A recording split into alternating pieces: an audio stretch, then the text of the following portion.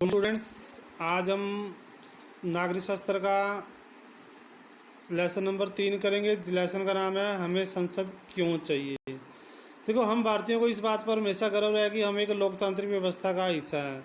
और इस अध्याय के अंदर, इस चैप्टर में हम निर्णय प्रक्रिया में सहभागिता हमारी क्या है, लोकतांत्रिक सरकार के नागरिकों की सहमति के महत्व जैसे विचारों के समझने की कोशिश करेंगे।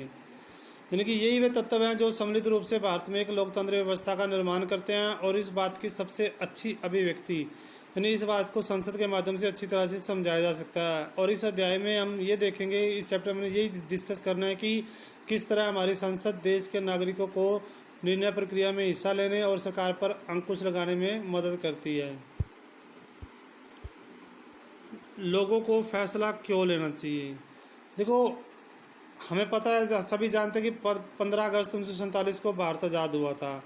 इस आज़ादी के लिए पूरे देश की जनता ने एक लंबा और मुश्किल संघर्ष चलाया था। और इस संघर्ष में समाज के बहुत सारे तबकों के, यानी कि हर एक वर्ग की हिस्सेदारी थी। तरह तरह की पृष्ठभूमि के लोगों ने इसमें हिस्सा लिया। वे स्वतंत्रता, समानता और निर्णय प्रक्रिया में हिस्सेदारी के विचारों से प्रेरित थे। औपनिवेशिक होता है जो देश किसी दूसरे देश पर अपना शासन करता है, वो उस गुलाम देश उसका उपनिवेश कहलाता है। और वो सरकार औपनिवेशिक सरकार कहलाती है। तो औपनिवेशिक शासन के तहत लोग ब्रिटिश सरकार से भयभीत रहते थे। वे सरकार के बहुत सारे फैसलों से असहमत थे, लेकिन अगर वे इन फैसलों की आलोचना करते तो उन्हें भारी खतरों का सामना करना पड़ता था। लेकिन स्वतंत्रता आंदोलन ने हमारी इस स्थिति को बदल दिया। राष्ट्रवादी खुलेआम ब्रिटिश सरकार की आलोचना करने लगे और अपनी मांगें पेश करने लगे। 1885 ईस्वी में भारतीय राष्ट्रीय कांग्रेस ने मांग की कि विधायिका में निर्वाचित सदस्य होने चाहिए और उन्हें बजट पर चर्चा करने और प्रश्न पूछने का अधिकार भी मिलना चाहिए। और 1909 में उन्होंने बने गवर्नमेंट ऑफ इंडिया एक्ट के कुछ हद तक निर्वाचित प्रतिनिधित्व की व्यवस्था को मंजूरी दे देगी। हालांकि ब्रिटिश सरकार के अंतर्गत बनाई गई ये शुरुआती विधायिका राष्ट्रवादियों के बढ़ते जा रहे दबाव के कारण बनी थी। लेकिन इनमें सभी वयस्कों को न तो वोट डालने का अधिकार दिया गया, न ही आम जनता को इसमें निर्णय लेने का अधिकार था। फिर लोग और उसके प्रतिनिधि। देखो, जब सहमति का विचार लोकतंत्र का प्रस्ताव बिंदु होता है। सहमति का मतलब होता है कि चाह, स्वीकृति और लोगों की हिस्सेदारी। लोगों का निर्णय ही लोकतांत्रिक सरकार का गठन करता है और उसके कामकाज के बारे में फैसला देता है। इस तरह के लोकतंत्र के पीछे मूल सोच ये होती है कि अगर व्यक्ति या नागरिक सबसे ज़्यादा महत्वपूर्ण है और सैद्धांतिक स्तर पर सरकार एक अन्य सार्वजनिक संस्थानों में नागरिकों की आस्था होनी चाहिए।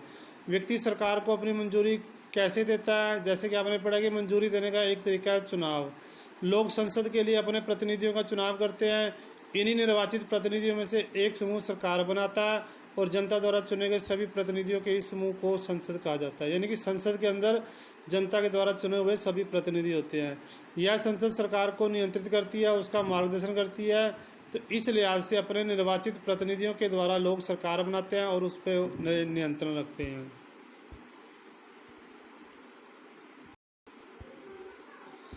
फिर संसद की क्या भूमिका होती है। देखो, आज़ादी के बाद गठित की गई भारतीय संसद लोकतंत्र के सिद्धांतों में भारतीय जनता की आस्था का प्रतीक था। यानी कि लोकतंत्र है तो संसद से ही लोकतंत्र माना जाता है। ये सिद्धांत है निर्णय प्रक्रिया में जनता की हिस्सेदारी और सहमति पर आधारित शासन। हमारी व्यवस्था में संसद के पास सारी शक्तियाँ हैं क्योंकि ये जनता का प्रतिनिधित्व करती है। लोकसभा के लिए भी इसी तरह चुनाव होते हैं जिस तरह राज्य विधानसभा के लिए चुनाव होते हैं।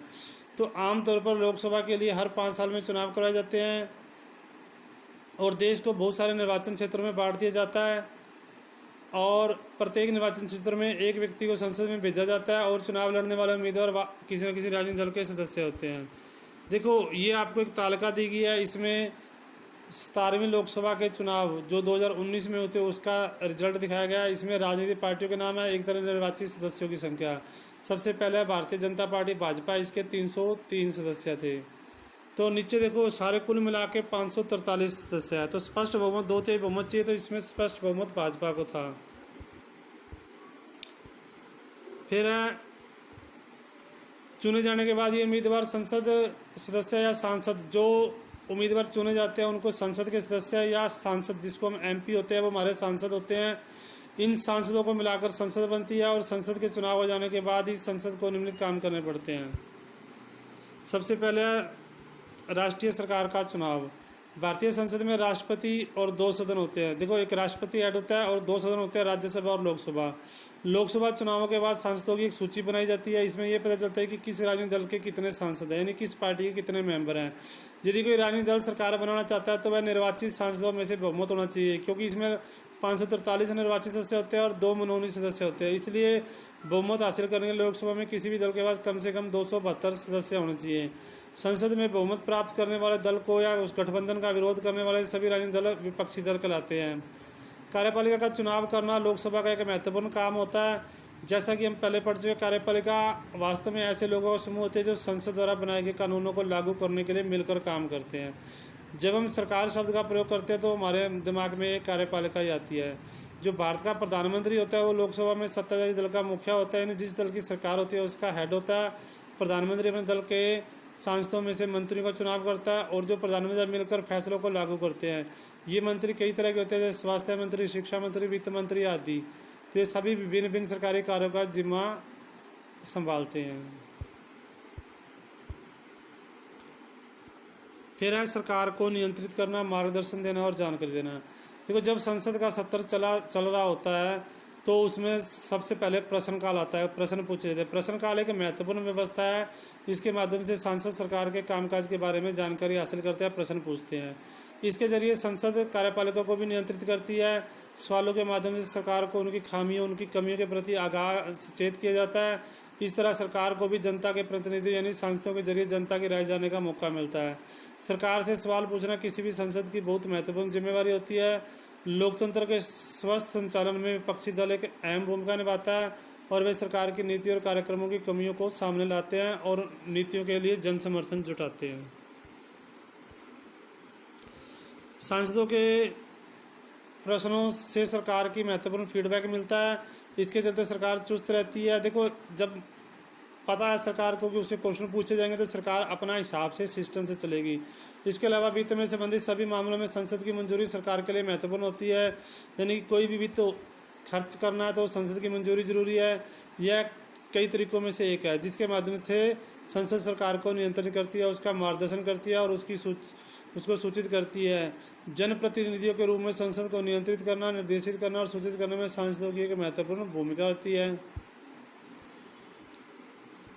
कानून बनाना, और संसद का एक महत्वपूर्ण काम होता है कानून बनाना। इसके बारे में अगले अध्याय में पढ़ेंगे। तो संसद में कौन लोग शामिल होते हैं? संसद में विभिन्न पृष्ठभूमि वाले लोगों की संख्या बढ़ती जा रही है। उदाहरण के लिए अब ग्रामीण पृष्ठभूमि वाले सदस्यों की संख्या पहले से ज़्यादा है। बहुत सारे क्षेत्रीय दलों के सदस्य भी अब बढ़ गए हैं। जिन समूह और तबकों को अब तक संसद में कोई प्रतिनिधित्व नहीं था, वे चुनाव जीतकर अब आगे आने लगे हैं। दलित और पिछड़े वर्ग की राजनीतिक हिस्सेदारी भी बढ़ी है। तो नीचे एक तालिका दे रखी है पहली से 17वीं लोकसभा के चुनाव की। 1951-52 से शुरू हुई थी और 2019 तक। तो इसमें मतदान प्रतिशत दे रखा है। पहली बार जब चुनाव हुए थे तो 61.16% था।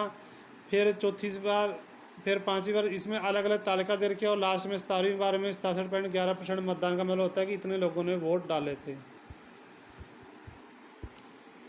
देखने में आया कि प्रतिनिधि मूलक लोकतंत्र हमारे समाज को पूरे तौर पर सही ढंग से प्रतिबंधित नहीं करता था। ये बात साफ दिखाई देने लगी है कि जब हमारे हित और अनुभव अलग अलग होते हैं तो एक समूह के व्यक्ति सबके हित में आवाज़ नहीं उठा सकता। इसी बात को ध्यान रखते हुए संसद में देखो, अब मान लो जो बहुमत है, बहुसंख्यक है, उन्हीं की बात रखी जाएगी, उन्हीं की बात मानी जाएगी। अगर हर वर्ग का बंदा उसमें होगा तो हर वर्ग की बात रखी जाएगी। इसलिए संसद में कुछ सीटें अनुसूचित जातियों SC की और अनुसूचित जनजातियों ST की आरक्षित की गई है। ऐसा इसलिए किया गया ताकि इन चुनाव क्षेत्रों में केवल दलितों और आदिवासी उम्मीदवार जीते और सांसद में उनकी भी उचित हिस्सेदारी होनी चाहिए। तो उनमें उम्मीद की जाती है कि वे दलितों और आदिवासियों की ज़िंदगी से जुड़े मुद्दों को ज़्यादा अच्छी तरह से संसद में उठा सकते हैं, क्योंकि उन्हीं में से चुना हुआ बंदा होगा तो अपने बात को वो संसद में अच्छी तरह से पेश कर सकता है। इसी तरह हाल ही में महिलाओं के लिए सीटों के आरक्षण का सुझाव पेश किया गया था। इस सवाल पर अभी भी बहस जारी है। 60 साल पहले संसद में केवल 4% महिलाएं थी। आज भी इनकी संख्या 11% से जरा सी ऊपर पहुंच चुकी है। और जब आप इस बात पर ध्यान देते हैं कि आदिवासी औरतों की है तो ये साफ हो जाता है कि संसद में उनको बहुत कम जगह मिल रही है।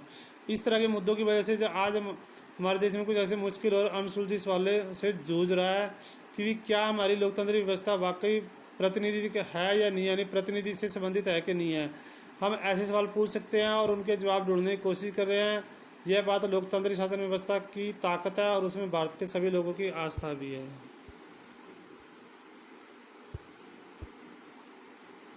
तो ये आपने लेसन पढ़ लिया कि हमें संसद क्यों चाहिए। तो एक तरह से संसद क्या होती है, संसद में जनता के द्वारा चुने हुए प्रतिनिधि होते हैं, वो जाके हमारे एमपी बनते हैं, वो सांसद कहलाते हैं और वो जनता की बात को सांसदों के जरिए ही सरकार के पास पहुंचाया जाता है। तो आप इस लेसन को अच्छे से समझेंगे और इनके क्वेश्चन आंसर अपनी फिर नोटबुक में राइट करेंगे और उनको अच्छे से लर्न भी करेंगे। ओके।